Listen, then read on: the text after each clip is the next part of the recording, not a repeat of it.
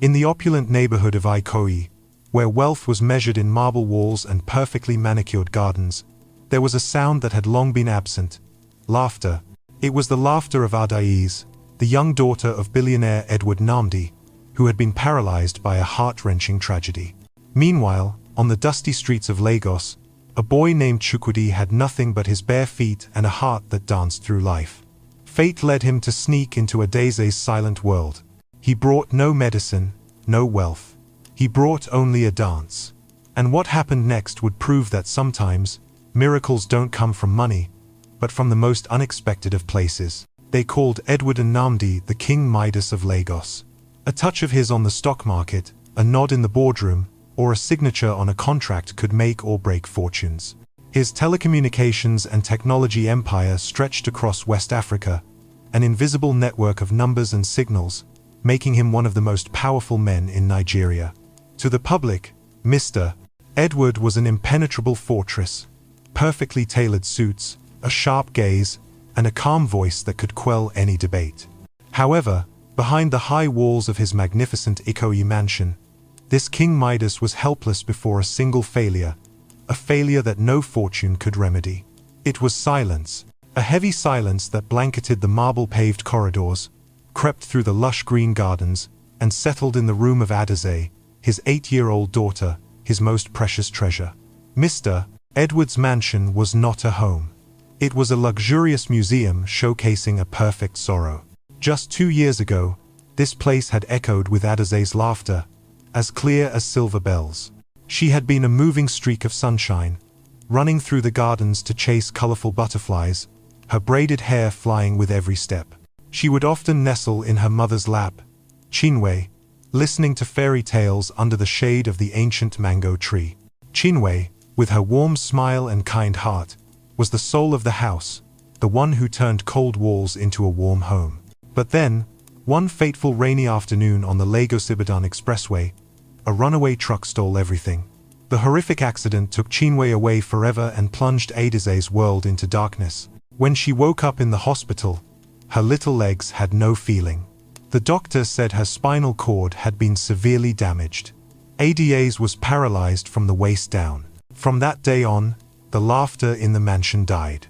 Mr. Edward, with the instinct of a man accustomed to solving every problem with power and money, threw himself into a war. He took Adaise to the best physiotherapists in Germany, who used modern machines to try to awaken her legs. He took her to America for one of the most expensive experimental spinal surgeries. He even sought holistic treatments in India, hoping for a miracle. Every trip began with hope and ended in crushing disappointment. Adaise's legs remained motionless, and worse, the light in her eyes began to fade. She no longer asked to go out to the garden, no longer asked about the butterflies. She just sat silently in her wheelchair, by the window, her eyes staring into a distant place no one could see. The smile had vanished. The laughter had become a distant memory. And with each passing day, Mr. Edward felt his heart being squeezed. He could run an empire, but he could not soothe his own daughter's pain. While silence enveloped the wealthy Ikoyi neighborhood, in another world just a few kilometers away, life was a loud and chaotic symphony. At the Ojota bus park, the air was thick with the smell of gasoline, grilled suya, and shouting voices. Yellow Danfo buses jostled for space, their conductors yelling out destinations, and hundreds of people hurried back and forth. That was Chukwudi's world. He didn't know who his parents were. His childhood memories were fragmented pieces of women in the market who occasionally gave him a piece of bread, and nights spent huddled under a bridge with other street children. Chukwudi's life was a constant battle with hunger. But Chukwudi had a secret weapon, something more powerful than hunger: joy. When his empty stomach rumbled, he would dance. When grumpy drivers shooed him away, he would dance. He turned the sidewalk into a stage, the curious glances of passers-by into an audience. His dance wasn't taught in any school. It was wild, full of energy, and somewhat goofy. He would tumble, spin, pretend to slip dramatically, and then jump back up with a wide grin. The dance was his language, his shield against the harshness of the streets. It made him feel alive, feel that he existed, not just an invisible shadow. Sometimes, people gave him a few coins. Sometimes, they just laughed and walked away. But to Chukwudi, every smile received was as precious as a meal. On one scorching afternoon, hunger led Chukwudi's bare feet to wander into the Ikoyi neighborhood. He had never dared to venture deep inside. The place was strangely quiet, a stark contrast to the noise he was used to. High walls stood tall, hiding enormous mansions within. He walked past a particularly large mansion, with an ornate iron fence covered in vibrant bougainvillea. Through a gap in an old, rarely used side gate, a sight caught his eye. A garden so lush it looked like a small paradise, with a marble fountain and beds of colorful roses, and in the middle of that paradise was a girl in a wheelchair. Her hair was neatly braided, and she wore a pristine white dress. But her face was etched with a deep sorrow, her eyes cast down, empty. Chukwudi froze. The street boy had never seen someone who had everything look so sad. For a moment, he didn't see the difference between rich and poor. He saw only a loneliness just like what he felt on the coldest nights. A bold thought flashed through his mind. She looks so sad, he told himself. But if I dance for her, maybe she'll smile. Even just a little. He didn't think about getting caught, about guards or danger. His heart, accustomed to giving away joy for survival, told him he had to do something. He took a deep breath, squeezed through the gap in the old gate, and gently placed his bare feet on the soft grass of a world completely alien to him. The grass under Chukwudi's feet was unbelievably soft, like a velvet carpet he had only ever seen through the windows of luxury shops. For a moment, he almost hesitated. This place was too clean, too perfect. Every step he took seemed to stain its purity. But then he looked at the girl. The sadness on Adize's face was more real than the splendor of the garden. It was like a dark cloud obscuring the Sunday, and Chukwudi knew he had to do something to chase that cloud away. He took a deep breath, pushing aside all hesitation. Without a word, without an introduction, he began his performance. It wasn't a graceful dance. It was a chaotic mess of joy. He swung his arms and legs in an exaggerated manner, like a puppet with its strings cut. He spun in clumsy circles, then stopped abruptly to make a funny face, eyes wide and mouth agape. He hopped from one foot to the other, his skinny body twisting in the most ridiculous ways possible. He didn't dance for art. He danced for a smile. At first, Adize just blinked. She was completely taken aback. A strange, raggedly dressed boy was acting like a clown in her garden. Her nanny, who was reading on a nearby bench, also looked up, stunned at what was happening. She was about to shout, but something held her back. Chukwudi continued. He pretended to be a chicken pecking at grains, then suddenly transformed into a monkey scratching an itch. He performed a simple somersault but intentionally landed clumsily as if he were about to fall. And then, the miracle happened. A small, almost inaudible sound escaped Adize's lips. A soft he. Her lips, which had been pressed into a tight line for months, now curved slightly upward. Chukwudi saw it. His eyes lit up. He had her attention. Encouraged, he performed with even more gusto. He took a running start, slid across the grass with his arms spread wide like he was flying, and ended by rolling on the ground like a ball. This time, the sound was louder. A giggle. Adize raised a hand to her mouth, but she couldn't hide her shaking shoulders. That giggle, to the staff in the mansion, was like thunder on a clear day. Chukwudi flashed a triumphant smile. He ran to the fountain, scooped up some water, and sprayed it out in a small mist, then looked up at the sky with a dramatic expression. And that's when the wall of silence completely crumbled. Adize couldn't hold it in anymore. She threw her head back and laughed. A peal of laughter, crisp, refreshing, and completely unforced. The pure laughter of a child that had been imprisoned for too long, now set free. She clapped her hands, weakly at first, then stronger, echoing through the garden. In that moment, Chukwudi forgot his hunger, forgot he was homeless, forgot he was a street kid. He wasn't a beggar, not an intruder. He was an artist, and he had just won over the most important audience of his life. Adize's joy was contagious, fueling him with endless energy. He danced more fervently, more wildly, each laugh, each clap from her a powerful stimulant. In his study on the second floor, Mr. Edward Anamdi was reviewing a complex financial report. $1 million figures danced before his eyes, but his mind was empty. Suddenly, he paused. A sound drifted in from a distance. At first, he thought he had misheard. Maybe it was the TV the maids were watching. But no, this sound. It was too clear, too real. It was laughter. A child's laughter. Mr. Edward's heart skipped a beat. He hadn't heard that sound in a very, very long time. He dropped the documents on his desk. The $1 million figures now seemed meaningless. He rushed out to the balcony, his heart pounding in his chest. He was afraid it was just an illusion, a cruel trick of memory. And then, he saw it. The scene before him was stunning. His daughter, Adaze, was laughing. Not just a small smile. She was laughing out loud, her whole body shaking, her eyes sparkling with a light he thought he would never see again. Her hands were clapping together rhythmically, her face flushed with excitement. And the source of this miracle, the parted, was a street kid, a barefoot boy in tattered clothes, dancing like a madman on his perfectly manicured lawn. Mr. Edward's first reaction was a cold fury. This intrusion was unacceptable. Who was this boy? Where were the guards? How did he get in? A storm of questions swirled in his head. What if he was dangerous? What if he hurt Adaize? The instinct of a father, a billionaire used to controlling everything, rose fiercely. His fists clenched.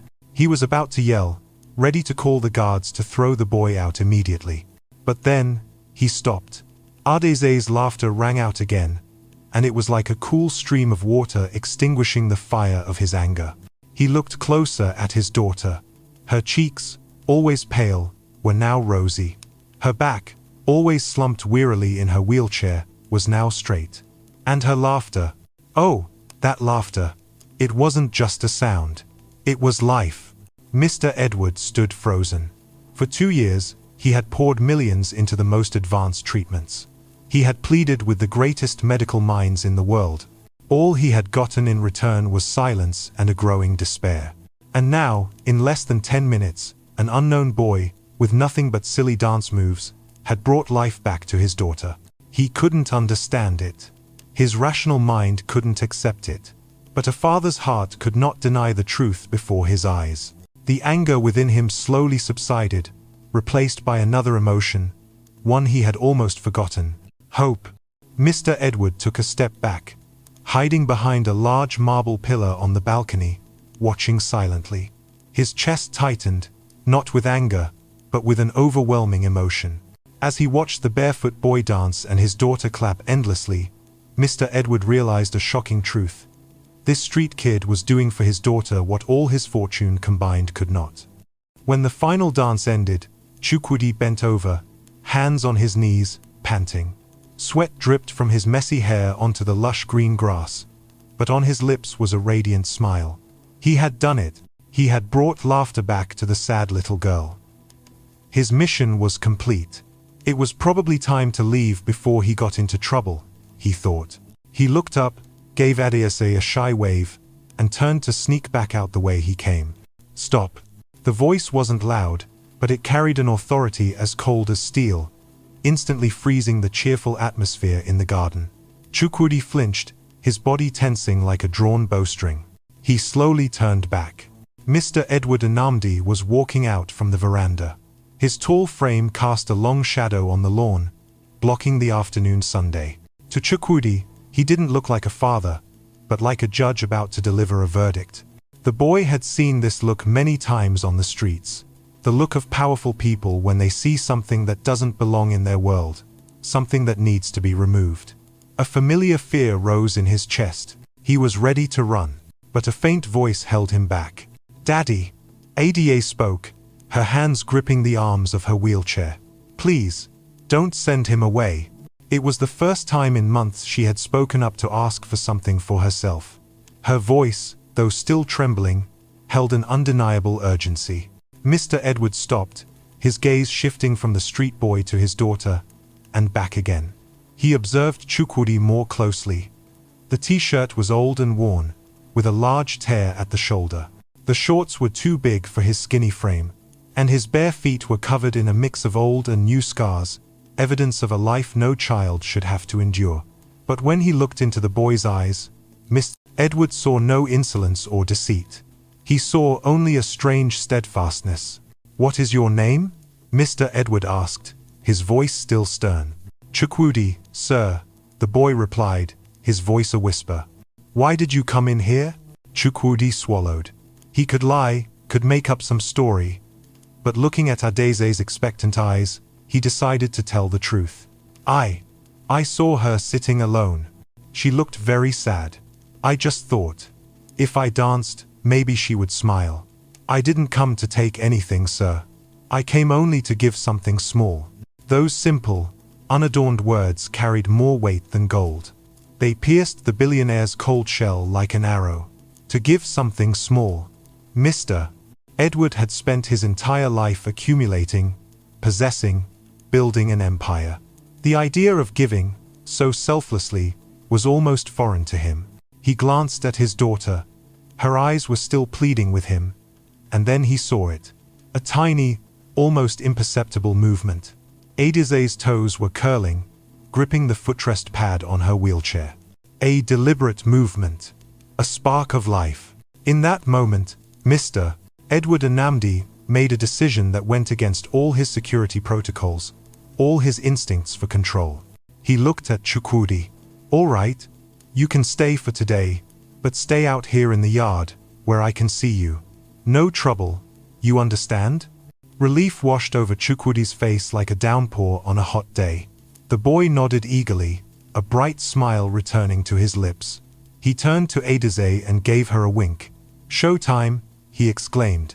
She clapped in approval. And the garden, which had been tense just moments before, once again became a stage for joy. One day turned into 3. 3 days turned into a week. Chukwudi became an indispensable part of every afternoon at the mansion. The guards received clear instructions. Let the boy in at 4 o'clock. He leaves at 6. And make sure he's fed before he goes home. Chukwudi's performances were no longer just impromptu dances. He turned the garden into a magical world for Adeze.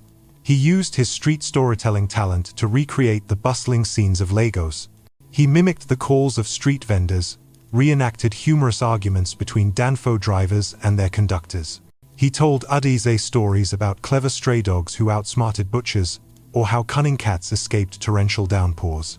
Adeze was no longer just an audience member. She became part of the show. She cheered, made requests. "Chukwudi, tell the story of the chameleon today." Her laughter was now a familiar sound, echoing through the house, dispelling the gloomy silence that had reigned for so long. But more important than the laughter was the physical change. Adeze began to lift her hands higher, trying to mimic Chukwudi's arm movements. Her hands, which once clapped softly, could now produce hearty rounds of applause. One afternoon, as Chukwudi was spinning on the lawn, Adeze, with a tremendous effort, pushed her wheels with all her might, making the wheelchair spin in a small circle.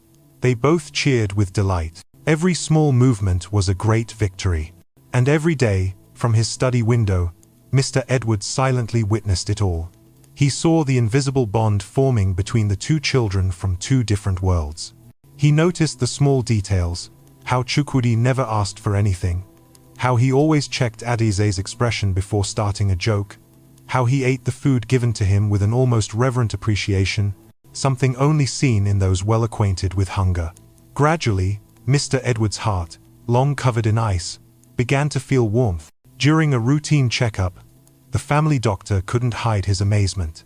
"It's incredible," he said, after checking Adeze's reflexes. "Her engagement and willpower have returned strongly.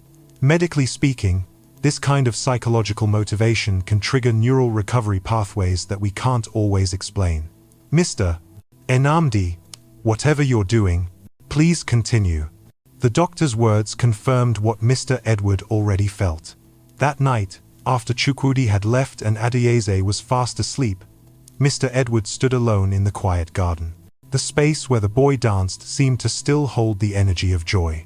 He looked up at the Lagos night sky, and for the first time in his life, he felt a deep gratitude, a gratitude that couldn't be measured in money. He whispered into the air, his voice hoarse with emotion. "Thank you, son." It wasn't just a thank you. It was a confession of his own powerlessness, and an acknowledgement of a power far greater than the empire he had built. It was an ordinary Saturday afternoon, the kind of afternoon where you don't expect a miracle to happen.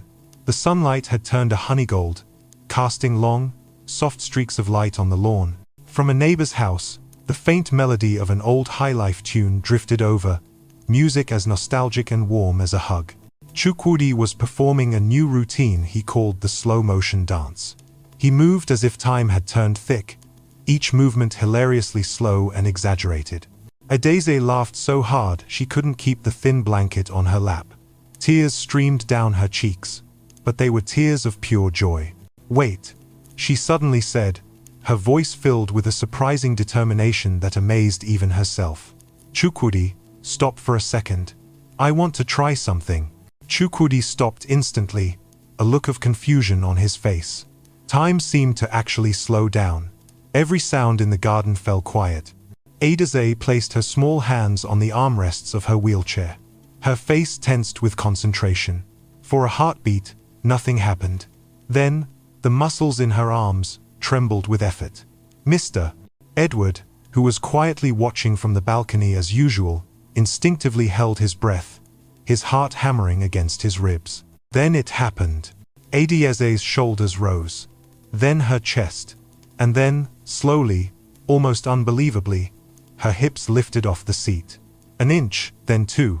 She wasn't standing straight, but she was supporting her own body weight. Her whole body trembled like a leaf in the wind, but she held on. "1." Chukwudi whispered, his eyes wide with astonishment. "2."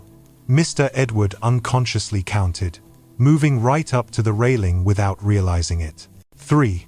Adeze let out a long breath, before gently slumping back into her seat, panting but with a radiant smile on her face, her eyes glistening. A silence fell over the garden. But this was not the heavy, dead silence of before. This was a sacred silence. The kind of silence that comes after a prayer has been answered in a way you never dared to dream. Chukwudi was the one who broke it with a triumphant shout. "You did it, Adeze!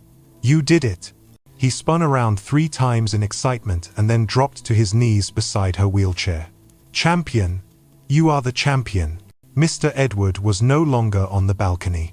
He flew down the stairs, faster than he had in years. He knelt on the other side of the wheelchair, his large hands trembling. For the first time, the billionaire's calm mask had completely disappeared. He gently touched his daughter's forehead, his voice thick with emotion. "My daughter, you are so brave. I am so proud of you." Adeze, exhausted but overjoyed, reached out her hands. One small hand took her father's calloused one. The other took the grimy hand of her new friend. In that moment, the 3 of them, a billionaire, a little girl, and a street boy, were connected by a bond stronger than blood. "I'm not scared anymore," Adeze whispered. "When he dances, I feel like I can move too." That night, Mr. Edward couldn't sleep. He paced the long, empty corridors of the mansion, his footsteps echoing on the cold marble floors. He thought about his daughter, about the radiant look in her eyes when Chukwudi appeared, about her voice growing stronger every day. Then he thought about himself, about his pride, his image, the name Edward Namdi that he had spent a lifetime building. A fierce battle raged within his chest. On one side was his pride, and what the elite world expected of him. On the other was love and the simple truth his heart was telling him. As dawn began to break over Lagos, Mr. Edward finally realized something. Reputation couldn't heal his daughter. Money couldn't buy back her laughter. But Chukwudi, a boy with nothing, had given Adeze hope. For the first time, Mr. Edward admitted to himself, perhaps wealth is not the ultimate power. Perhaps kindness is the highest power of all. He went to find Chukwudi and found him sitting alone on the back steps of the kitchen, his arms wrapped around his knees, staring silently into the darkness. He looked lost, as if he wasn't sure he truly belonged here. Mr. Edward sat down gently beside him. "You shouldn't be out here alone," he said, his tone softer than ever before. Chukwudi shrugged slightly. "I'm used to it, sir." "Not anymore," Mr. Edward replied, his voice firm, carrying the weight of a promise. "This is your home now. You are part of this family. You will have 3 meals a day. You will go to school. And you will never have to worry about where you'll sleep at night again." Chukwudi's eyes widened, unable to believe what he was hearing. He stammered, "Thank you, sir." Mr. Edward turned to face him fully, his own eyes glistening. "Listen, Chukwudi. I know what you have given my daughter. You gave her something that no money, no doctors, no medicine could provide. Hope. And anyone who brings hope doesn't just deserve to be known. They deserve to be loved." For the first time in his life, Chukwudi felt truly seen. A lump formed in his throat, and the hot tears he had held back for so long began to stream down his cheeks. That night, he lay in a soft bed, under a safe roof, in a place he could finally call home. The cold nights on concrete were forever in the past. The story of Lagos's most powerful billionaire opening his mansion doors to a street boy spread like wildfire. The press got involved. Blogs buzzed with gossip. Soon, the names Edward Nnamdi and Chukwudi were all over the headlines with sensational titles. Lagos's King Midas adopts homeless boy, or city divided between admiration and skepticism. The reaction from Lagos high society, the world Mr. Edward had once dominated, was a mix of curiosity and contempt. At lavish cocktail parties, people whispered behind his back. A few close business partners pulled him aside, their voices filled with concern. "Edward, what are you doing? This will ruin your reputation. A street kid in your house. What if he steals? What if he embarrasses you? Think of your image." But the Mr. Edward of today was different. He was no longer a man concerned with shallow appearances. He calmly looked them in the eye, his voice steady but firm. "My image? My daughter is standing again. My daughter is smiling again. That is the only image I care about." Adize herself became the fiercest protector of her new brother. When a distant relative expressed doubt, she responded bluntly, her voice clear and sharp. "Chukwudi is my brother. He helps me be strong. If you don't like him, you don't love me." The whispers gradually fell silent. Because while some mocked, countless others felt inspired. Neighbors now looked over their fences with different eyes. The domestic staff in wealthy households recounted the story as a modern-day legend. "Can you believe it? A boy from the streets is helping the Nnamdi girl walk again. Maybe kindness is worth more than money."